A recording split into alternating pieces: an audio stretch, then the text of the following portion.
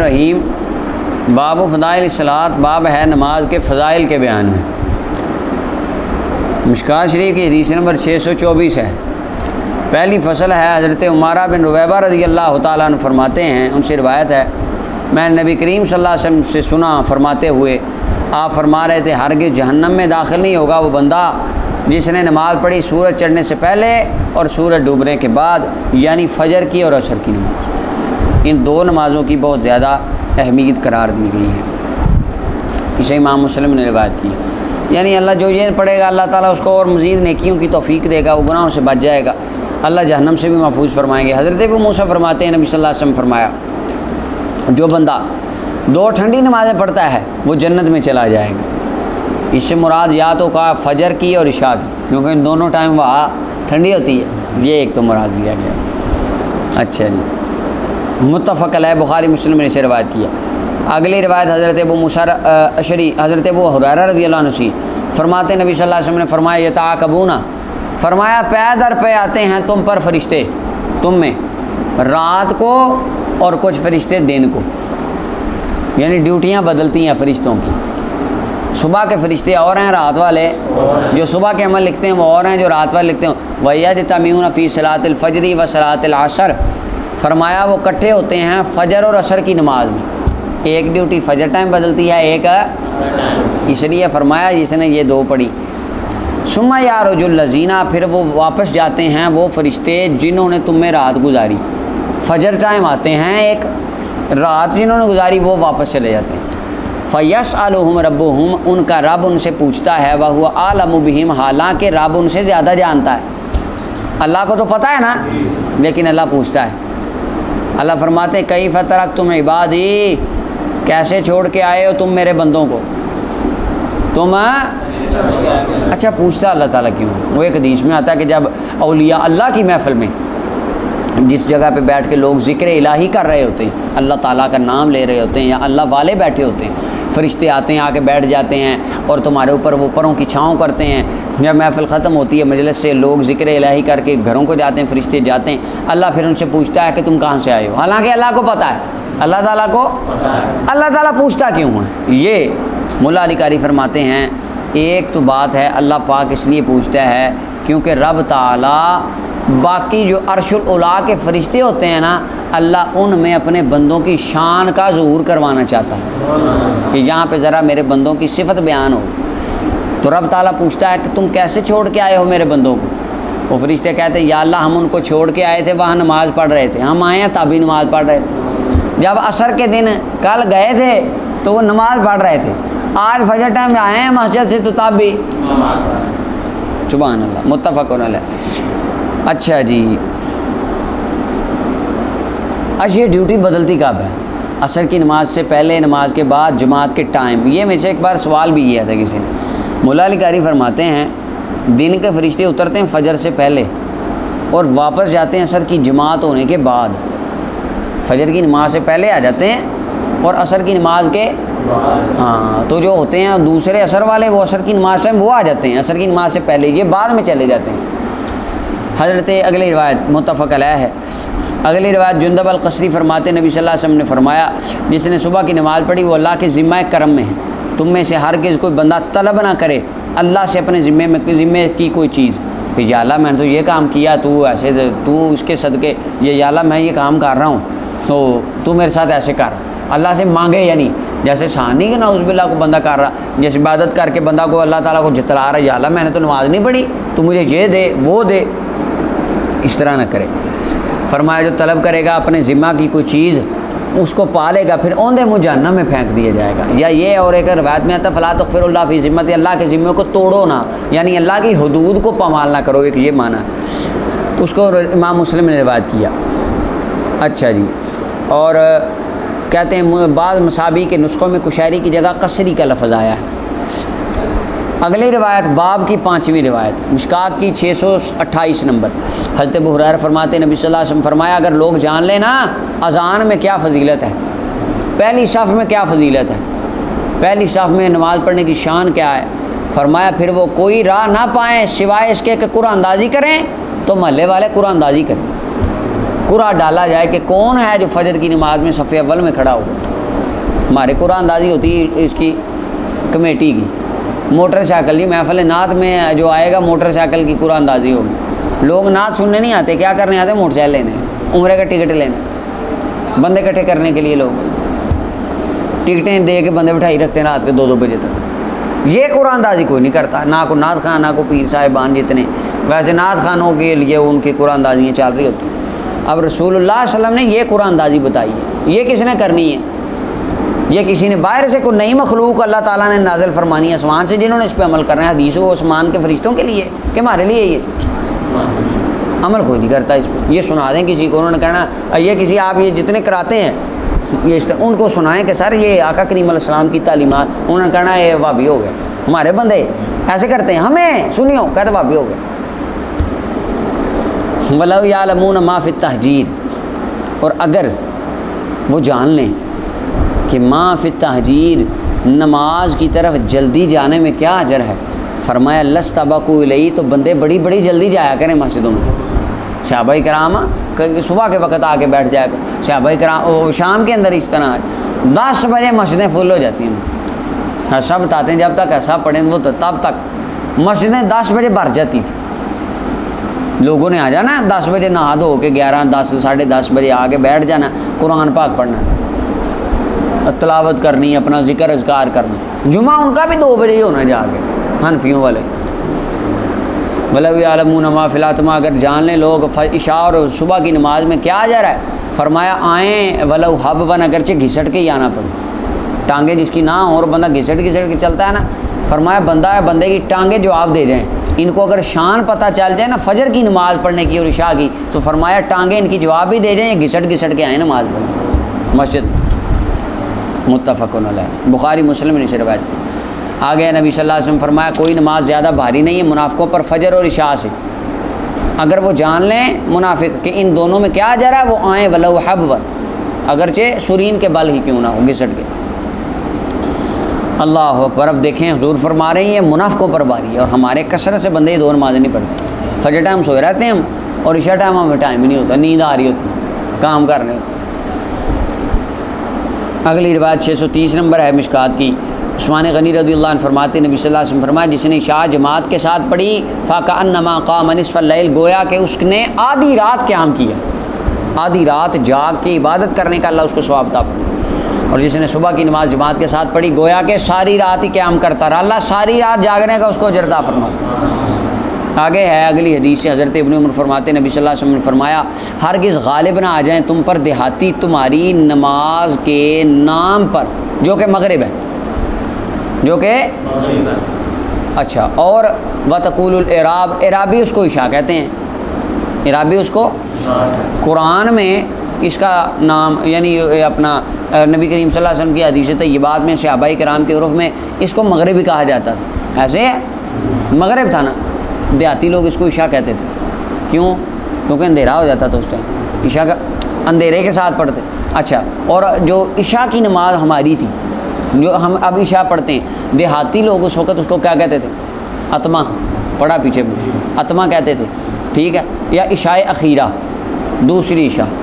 تو سرکار نے یہاں فرمایا بہتر یہ ہے کہ جو نمازوں کے نام ہیں فجر, ظہر, عصر, مغرب, عشاء, یہ نام ہی لیے جائیں.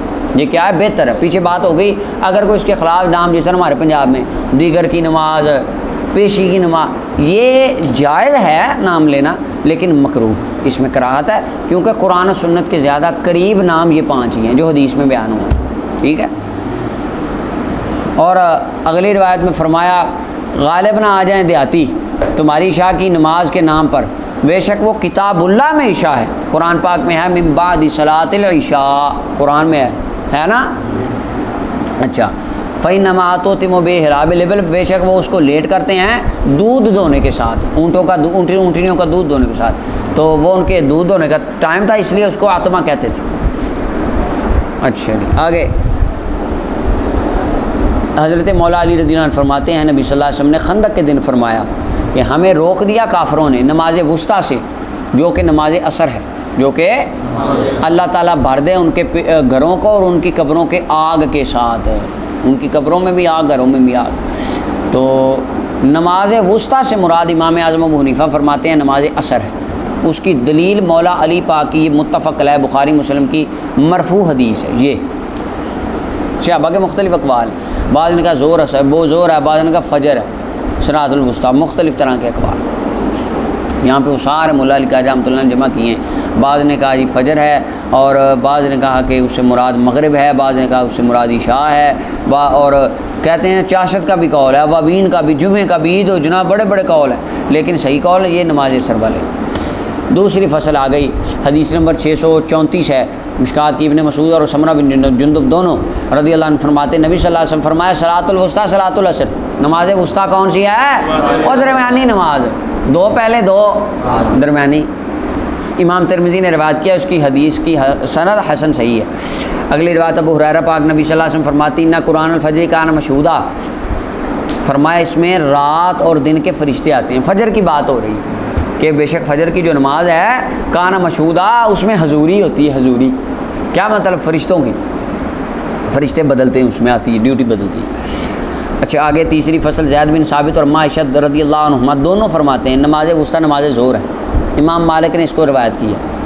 اب یہ حضرت زید بن ثابت اور معاشہ کا ذاتی قول ہے، پیچھے نبی پاک کی مرفوع حدیث ہے، تو جب ذاتی قول صحابی اور حدیث میں ٹکرائیں ترجیح کس کو ہوتی ہے؟ حدیث مرفوع کو، نبی صلی اللہ علیہ وسلم کے فرمان۔ اگلی روایت زید بن ثابت فرماتے نبی صلی اللہ علیہ وسلم نے ظہر کی نماز گرمی میں پڑھی، اور ولم یکن یصلی صلاۃ، کوئی نماز آپ نے اتنی زیادہ سخت نہیں تھی صحابہ پر اسے، تو نازل ہو گئی حافظوا علی الصلوات والصلاۃ الوسطیٰ، اور فرمایا کہ بے شک اس سے پہلے دو نمازیں ہیں، بعد میں دو نمازیں ہیں، کہ اس کو امام احمد ابو داؤد نے روایت کیا۔ اچھا اب یہ دیکھیں کہ اس کے اندر یہ جو آقا کریم علیہ السلام گرمی میں پڑھی ظہر، اور یہ آیت نازل ہوئی، اور اس کے بعد فرمایا کہ اس سے پہلے دو نمازیں بعد میں دو نمازیں، اس سے مراد ظہر سے مراد نماز وسطیٰ کو لینا، مولا علی قاری فرماتے ہیں یہ صحابی رسول کا اپنا ذاتی اجتہاد ہے۔ اس آیت سے ظہر کی نماز کو مراد لے، حال حدیث میں کوئی صراحت نبی پاک نے تو نہیں فرمایا یہ صلاۃ الوسطیٰ ظہر ہے، نہیں، یہ صحابی رسول اپنا اجتہاد فرما رہے ہیں۔ اور اجتہاد دو طرح کا ہوتا ہے، صحیح بھی ہوتا ہے، خطا پہ بھی ہوتا ہے۔ اگر صحیح ہو تو ڈبل اجر، خطا پہ ہو تو ایک اجر، پھر بھی اجر ہی اجر ہے، ٹھیک ہے۔ تو یہ اپنا اجتہاد ہے، ایک طرف مرفوع حدیث ہے، تو ہم ترجیح نبی کریم صلی اللہ علیہ وسلم کی مرفوع حدیث کو دیں گے، حضور نے جو فرمایا۔ امام مالک روایت کرتے ہیں کہ آپ فرماتے مجھے خبر پہنچی ہے مولا علی سے کہ اور ابن عباس سے کہ وہ دونوں کہتے تھے نماز وسطیٰ نماز صبح ہے، یہ دونوں ذاتی فرمان ہیں صحابہ کے۔ اور امام ترمذی نے ابن عباس ابن عمر سے تعلیقاً روایت کیا۔ حضرت سلمان فرماتے میں نے حضور کو فرماتے سنا۔ اچھا اب یہ پیچھے سارے قول گزر گئے، زور والا ہو رہا، فجر والا، صحیح قول کون سا؟ بخاری مسلم کی متفق علیہ مولا علی پاک سے فرمایا کہ نبی صلی اللہ علیہ وسلم نے فرمایا صلاۃ الوسطیٰ صلاۃ عصر ہے، ٹھیک ہو گئے۔ امام طحاوی نے اس پہ باب باندھا ہے شرح معانی الاشعار میں، بڑا اس میں انہوں نے لکھا۔ اگلی روایت ابن ماجہ کی ہے 640 نمبر مشکات کی، حضرت سلمان فرماتے ہیں میں نے نبی صلی اللہ علیہ وسلم کو فرماتے سنا جس نے صبح کی نماز کی طرف، اس نے صبح کی ایمان کے جھنڈے کے ساتھ، یعنی وہ ایمان کے جھنڈے کے نیچے آ گئے، ایمان و سلامتی کے جھنڈے کے نیچے آ گئے، اللہ کی رحمت کے سائے کے نیچے، سارا دن برکت والا ہو۔ جس نے صبح کی بازار کی طرف شیطان کے جھنڈے کے ساتھ، نماز نہیں پڑھی، 9 بجے اٹھ کے سیدھا بازار گیا، بس برکت بھی ایسی ہونی تھی۔ بندہ کہتا ہے جی پیسہ تو بڑا آندا ہے، پتہ نہیں لگتا کدھر جانا ہے۔ میں کہتی نماز پڑھی، وہ اللہ نے بھی یاد کیتا ہے، جب یاد ہی نہیں کرنا تو برکت کہاں سے ہونی؟ اچھا جی، وہ ایک اسکالر ہے، وہ کہتا مجھے ایک لڑکی کہنے لگی، اینکر تھی، دعا کریں میرے رزق میں برکت ہو، تو کہتا میں نے کہا بیٹا کہ آپ کی تنخواہ کتنی ہے؟ کہتے شاہ صاحب تنخواہ بڑی میری تھوڑی ہے، تو آپ دعا کریں اللہ رحمت کر دیں۔ کتنی بیٹا تنخواہ؟ کہتی صرف 7 لاکھ روپے۔ کہتے صرف 7 لاکھ روپے؟ کہ بیٹا اللہ تعالیٰ آپ کو ہدایت عطا فرمائے، یہی دعا میں کر سکنا۔ یعنی وہ اگر برکت نہیں نا رزق میں تو 7 لاکھ بھی تھوڑا ہے، اور اگر برکت ہے تو بندہ 30-40 ہزار میں بندہ کہتا واہ سبحان اللہ بہت اچھی زندگی، شکر والی ہو تو یہی برکت ہو جاتی ہے اس میں۔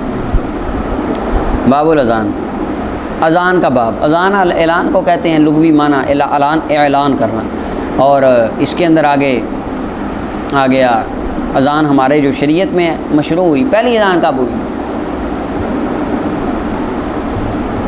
جی 14 اگست والے دن آپ کو بھی بتایا تھا، پہلی اذان آدم علیہ السلام کے اترنے پہ ہوئی، ایسے ہی ہے۔ آدم صاحب ہند میں آئے، طریق دمشق کی روایت، جبریل علیہ السلام نے پہلی اذان کی، اور امت محمدیہ کے اندر جو اذان ہے وہ معراج کی رات بھی جبریل علیہ السلام نے اذان کہی، لیکن امت کی جو اذان رائج اذانوں کے لیے ہوئی، نمازوں کے لیے اذان ہوئی مشروع، وہ ہوئی ہے ایک خاص خواب کے ساتھ۔ وہ حدیث میں آتا ہے کہ صحابہ کرام جمع ہوئے اور انہوں نے مشورہ کیا کہ کس طرح اذان کے لیے بندوں کو جب اکٹھا کرنا ہے کس طرح کیا جائے۔ بعض صحابہ نے کہا یا رسول اللہ ہم ایک سینگ لے لیتے ہیں، سینگ کے اندر پھونک مارا کریں گے تو آواز باجے کی نکلے گی، پورے مدینے میں اعلان ہو جائے گا، لوگوں کو آواز جائے گی، پتہ چل جائے گا۔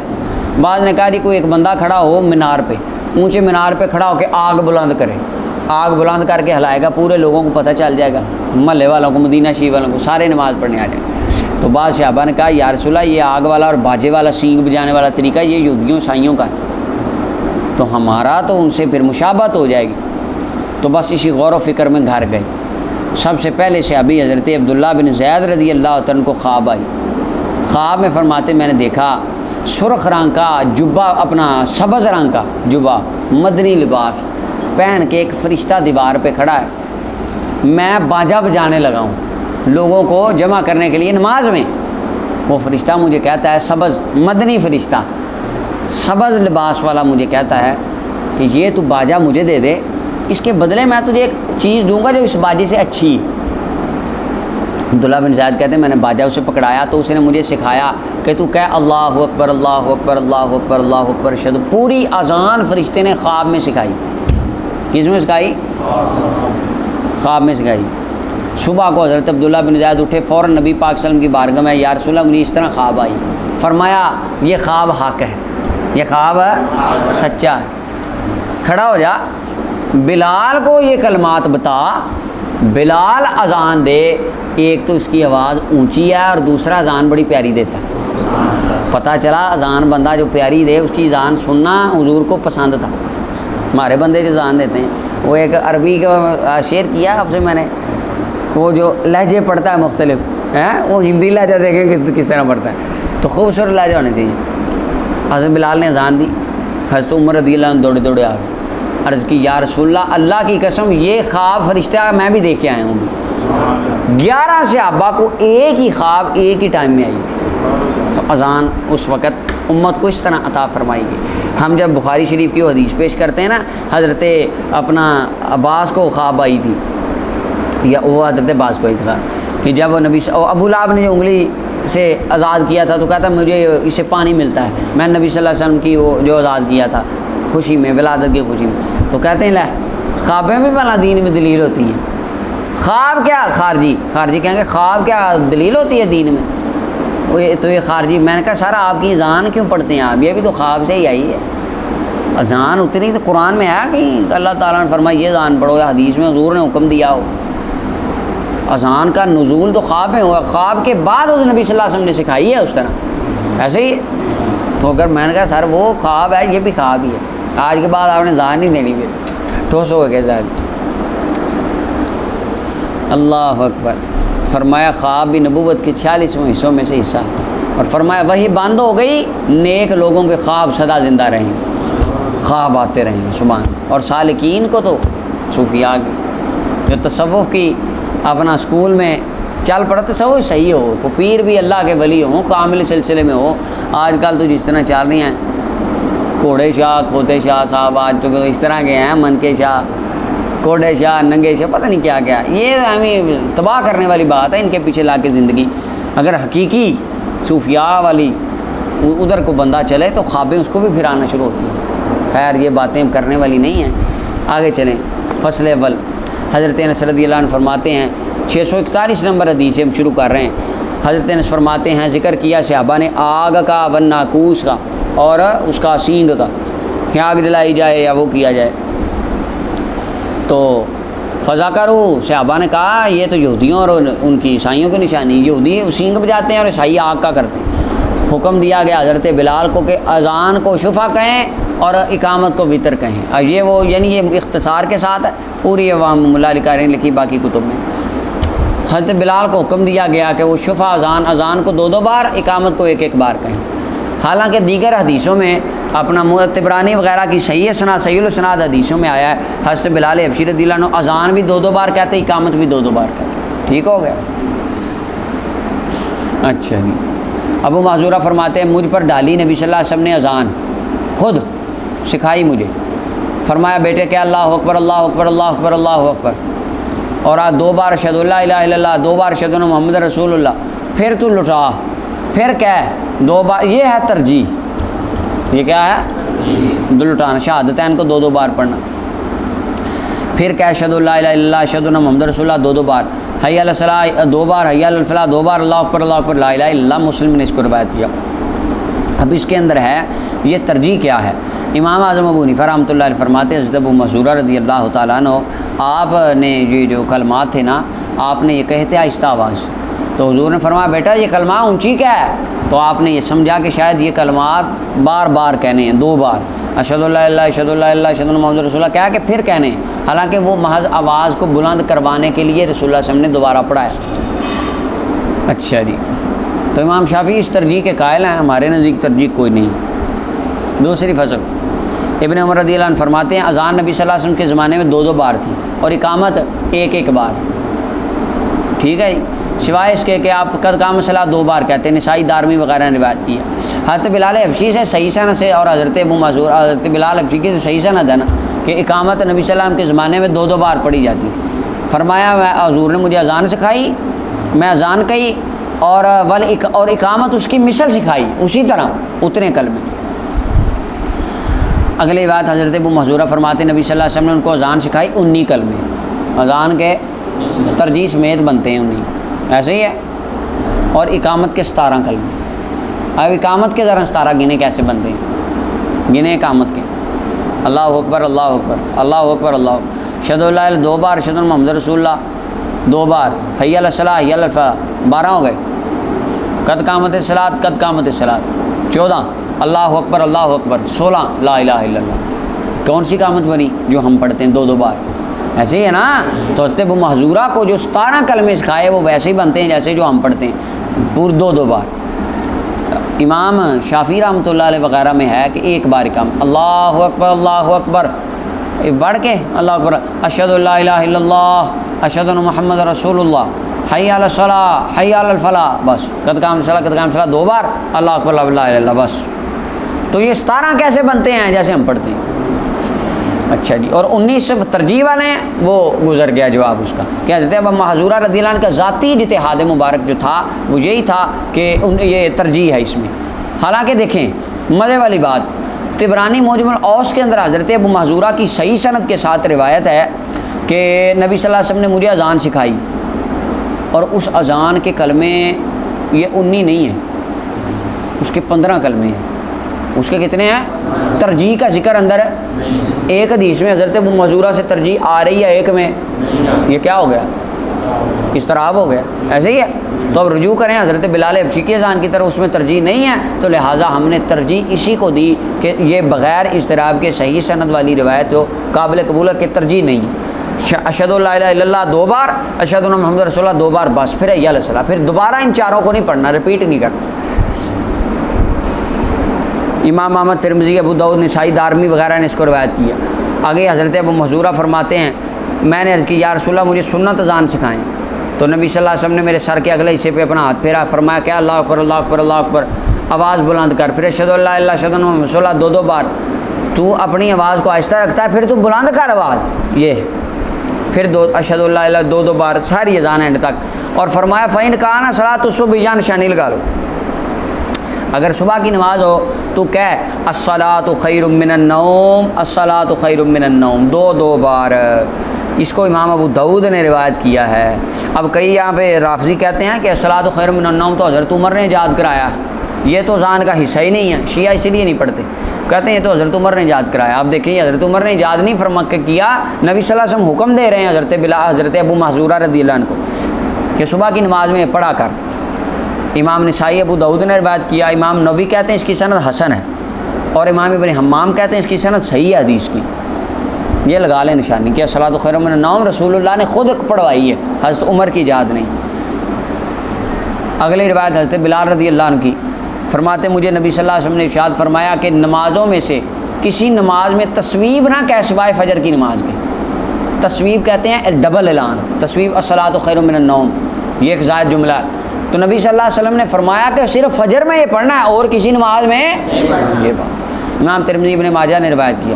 امام ترمذی فرماتے ہیں ابو اسرائیل راوی قوی نہیں ہے محدثین کے نزدیک۔ آگے آ جائیں، حضرت جابر رضی اللہ تعالیٰ، ایک بندہ تھا، حضرت عبداللہ بن عمر نے دیکھا کہ بندہ مسجد میں نا اذان فجر کے علاوہ تسبیح پڑھنے لگ گیا، کہتا الصلاۃ خیر، یا جو بھی اس نے کہا۔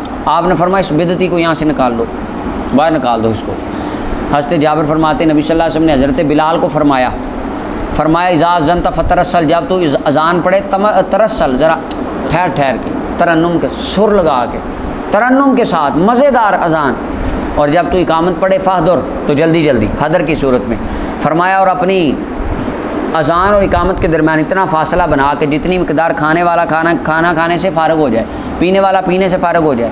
والمعتصر، نچوڑنے والے کو کہتے ہیں، مراد اس سے کنایتاً قضائے حاجت کے لیے جانے والا۔ جب داخل ہوتا ہے بندہ اپنی قضائے حاجت کے لیے، تو فرمایا اتنا فاصلہ اذان اور اقامت کے درمیان ہو کہ بندہ واش روم ہو کے وضو کر کے آ کے بیٹھ جائے۔ ہمارے کتنا ہوتا ہے 15 منٹ کا، تو 15 منٹ میں ہو جاتے ہیں کام، کھانا بھی کھایا جاتا ہے۔ اگر کسی بندے نے کھانا 15 منٹ میں کھا کے نماز کے لیے آ سکتا ہے، پانی پینا کو پی کے آ سکتا ہے، واش روم جانا ہو کے آ سکتا ہے۔ بلا تقوموا حتی ترونی، کھڑے نہ ہو حتیٰ کہ تم مجھے دیکھ لو۔ امام ترمذی نے اس کو روایت کیا، اس کی سند میں مجہول راوی ہے، سند ضعیف ہے، حدیث ضعیف ہے۔ عمل وہابی بھی کرتے ہیں، دیوبندی بھی کرتے ہیں، سنی بھی کرتے ہیں، شیعہ بھی کرتے ہیں، سارے ہی کرتے ہیں۔ اذان سارے ترنم کے ساتھ دیتے ہیں کہ نہیں؟ اقامت سارے جلدی جلدی پڑھتے ہیں کہ نہیں؟ حدیث ضعیف ہے۔ یہاں پہ کوئی نہیں کہے گا کہ یہ روایت تو ضعیف ہے، ہم نے تو اس پہ ماننا ہی نہیں۔ نبی پاک کی شان میں کوئی روایت آ جائے، اہل بیت اطہار کی عظمت میں آ جائے، صحابہ کی عظمت میں آ جائے، کہتے ہیں یہ تو ضعیف ہے، ہم تو مانتے ہی نہیں۔ اولیاء اللہ کی شان میں جو حدیث آ جائے، وہ جیسے ابن ماجہ کے اندر نبی صلی اللہ علیہ وسلم فرمایا میں شفاعت کروں گا، نبی انبیاء شفاعت کریں گے، صدیقین اور صالحین شفاعت کریں گے، یعنی ولی شفاعت کریں گے، کہتے ہیں یہ تو حدیث ضعیف ہے، ہم تو مانتے ہی نہیں ضعیف، تو یہ بھی ضعیف ہے، اس کو کیوں مانتے ہیں؟ اچھا جی آگے، کیونکہ فضائل اعمال میں ضعیف روایت باجماع امت با اتفاق محدثین قبول ہوتی ہے۔ حضرت اس کے اوپر ہم گفتگو کر چکے ہیں شاید، ایسے ہی ہے گھنٹے کی پوری۔ زیاد بن حارث السدائی فرماتے مجھے حکم دیا نبی صلی اللہ علیہ وسلم نے کہ میں اذان پڑھوں نماز فجر، میں اعلان کر دوں نماز فجر میں نے اذان دی، یعنی اعلان کروں اذان کو، میں نے اذان دی۔ حضرت بلال نے اقامت کہنے کا ارادہ کیا، نبی صلی اللہ علیہ وسلم نے فرمایا بے شک تمہارا بھائی سدائی، زیاد بن حارث السدائی، تحقیق اس نے اذان پڑھی ہے، ومن اذن فہو یقیم، جو اذان پڑھے وہی اقامت کہے، جو اذان پڑھے یہ مستحب ہے، یہ کیا ہے؟ کیونکہ اکثر بار یہ حضرت زیاد بن حارث رضی اللہ تعالیٰ جو تھے یہ آئے تھے حضور سے سب کی بارگاہ میں، تو حضور نے فرمایا جی یہ اذان پڑھ اقامت بھی سے پڑھنے دو، سارے کام شوق ہے بلال تو نے تو ادھر ہی رہنا، تو نے تو ساری زندگی اذانیں دیتے رہنا ہے، تو ذرا اس کو کر لینا، تو اس لیے تھا یہ ہیں جی کو باہر کا ضرورت محبت کے لیے پیار کے لیے، اگر اذان کو اور دیتا ہے اقامت کو اور دیتا ہے یہ بھی جائز ہے۔ تیسری فصل، ابن عمر فرماتے ہیں مسلمان جب مدینہ آئے اکٹھے ہوئے تو انہوں نے ارادہ کیا، مشورہ کیا نماز کے لیے کہ ہم نماز کے لیے جمع ہوا کریں۔ وہاں پہ ولیسا ینادی بہاد، کسی بندے کو منادی نہیں تھا نماز کے لیے اعلان کرنے والا۔ ایک دن صحابہ بات کر رہے تھے، بعض نے کہا تم ایسے کرو عیسائیوں کی طرح ایک باجا پکڑ لو، بعض کہنے لگے کہ یہودیوں کی طرح تم جو ہے نا اپنا عیسائیوں کی طرح ناقوس پکڑ لو، بعض نے کہا سینگ پکڑ لو یہودیوں کی طرح، یا ڈھول مارا کرو نکارا، وہ جنگ کے لیے مارتے ہوتے ہیں نا بڑا نکارا، یا وہ مارو یا سینگ مار لو، یہاں وہ آگ والا ایک مشورہ ملا۔ حضرت عمر فرمانے لگے اولا تباسون، کیوں نہیں تم بھیجتے کسی بندے کو ینادی بالصلاۃ جو نماز کا اعلان کرے؟ نبی صلی اللہ علیہ وسلم فرمایا بلال کھڑا ہو اذان نماز کے لیے اعلان کر۔ اچھا یہ ایک ہوگی۔ آگے حضرت عبداللہ بن زید والی روایت، عبداللہ بن زید فرماتے ہیں کہ جب حکم دیا نبی صلی اللہ علیہ وسلم نے حکم دیا نبی صلی اللہ علیہ وسلم نے ناقوس کا، تو کیا جانے لگا تاکہ لوگ اکٹھے ہو جائیں، جمع کریں، لوگوں کو پتہ چلے، اعلان ہو، نماز کے لیے جمع ہو لوگ۔ کہتے ہیں طاف بی وانا نائمن، میں گھر آیا، میں سو رہا تھا کہ ایک بندہ یحمل ناقوس ہے، ایک بندے نے ناقوس اٹھایا ہوا ہاتھ میں، فقلت، میں نے کہا عبداللہ اے اللہ کے بندے اتبی ناقوس، ایک بندہ جا رہا ہے ہاتھ میں ناقوس پکڑا باجا، میں نے کہا اللہ کے بندے یہ بیچے گا مجھے؟ وہ کہتا ہے تو نے کیا کرنا ہے؟ میں نے کہا جی نادو بالصلاۃ، ہم اس کے ساتھ نا مار کے لوگوں کو نماز کی طرف بلائیں گے۔ وہ کہنے لگا افلا ادلک علی ما هو خیر من ذلک، کیا تجھے اس سے اچھی چیز نہ بتا دوں؟ جی بتائیں. کہا جی تو کیا اللہ اکبر اللہ، ساری اذان سکھا دی فرشتے نے. اسی طرح اقامت. کہتے ہیں جب میں نے صبح کی حضور کی بارگاہ میں آیا، خبر دی جو میں نے دیکھا تھا، فرمایا انہا لرؤیا حق کن، یہ حق ہے، یہ خواب سچا ہے. اگر اللہ نے چاہا کھڑا ہو بلال کے ساتھ، اس کو بتا جو تو نے اذان پڑھی فَإِنَّهُ أَنْدَى صَوْتًا مِنْكَ، اس کی آواز تجھ سے زیادہ بلند ہے، اس کی آواز ہے. کہتے میں کھڑا ہو گیا حضرت بلال کے ساتھ، میں ان کو بتانے لگا اذان، وہ اذان دینے لگے. حضرت عمر ابن خطاب نے سنی، وہ گھر میں تھے، آئے یجر رداءہ، اپنی چادر کو کھینچتے ہوئے، یعنی بھاگتے بھاگتے آئے. عرض کی یا رسول اللہ، ذات کی قسم جس نے آپ کو حق کے ساتھ بھیجا، میں وہی دیکھ کے آیا ہوں جو یہ دیکھ رہا ہے، یہ پڑھ رہا ہے، میں نے بھی یہی خواب دیکھی ہے. نبی صلی اللہ علیہ وسلم فرمایا فللہ الحمد، اللہ کے لیے ہی تمام تعریفیں. امام ابو داؤد، دارمی، ابن ماجہ نے روایت کیا، مگر انہوں نے اقامت کا ذکر نہیں کیا. ترمذی کہتے ہیں حدیث صحیح ہے، لیکن انہوں نے نقوس کے قصہ کی صراحت نہیں کی. اگلی روایت آ گئی. حضرت ابو بکرہ فرماتے میں نبی صلی اللہ علیہ وسلم کے ساتھ فجر صبح کی نماز کے لیے نکلا.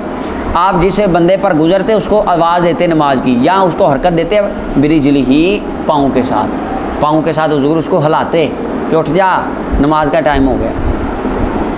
کئی بندے ہمارے کو سوئے بندے کو جگاتے ہیں نا، جا کے حملہ کر دیتے ہیں اس پہ. کوئی بندہ سویا ہو، جا کے اٹھ جا نماز کے لیے، وہ اگلا ڈر جاتا ہے، سہم جاتا ہے. یہ طریقہ مناسب نہیں. سنت طریقہ ہے آپ اگلے بندے کو پاؤں کے ساتھ، اس کے پاؤں سے، اپنے پاؤں سے ٹانگ کو حرکت دے دیں، یا اپنے ہاتھ سے اس کے پاؤں کو ہلا دیں، حرکت دے دیں. یہ ادب والا طریقہ ہے. حضرت امام مالک فرماتے ہیں مجھے پہنچی یہ بات، بالغہ ہو کہ مجھے پہنچی ہے. کہتے ایک مؤذن حضرت عمر کے پاس آیا فجر کی اذان دینے، اس کو پایا سوئے ہوئے، فرمایا الصلاۃ خیر من النوم. حضرت عمر نے حکم دیا کہ اس کو صبح کی نماز میں رکھ، صبح کی نماز میں یہ جملے رہنے دے ابھی، یعنی یہ عام روٹین میں نہ پڑھو، صرف صبح کی نماز میں ہی پڑھو. عبد الرحمن بن سعد بن عمار بن سعد رسول اللہ صلی اللہ علیہ وسلم کے مؤذن فرماتے مجھے حدیث بیان کی، والد دادا نے نبی صلی اللہ علیہ وسلم حکم دیا حضرت بلال کو کہ اپنی انگلیوں کو کانوں میں ڈال کے اذان دے، اس سے آواز بلند ہوتی ہے.